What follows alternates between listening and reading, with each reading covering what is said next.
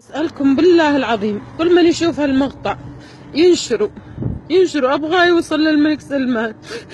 أسألكم بالله العظيم، أسألكم بالله العظيم، أنا لي قضية بالمحكمة، كل ما أروح القاضي يرفض يستقبلني، لي نفقة لأولادي، طليقي رافض يدفع نفقة ورافض يدفع إيجار البيت، رافض أي شيء، وهذا أنا وأولادي كل يوم مطرودين بمكان، كل يوم مطرودين، والقاضي الحين طردني يقول ما استقبل.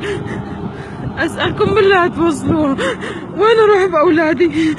والله العظيم اني قاعد يجي ببالي خلاص احط سم بالاكل واكل انا واولادي.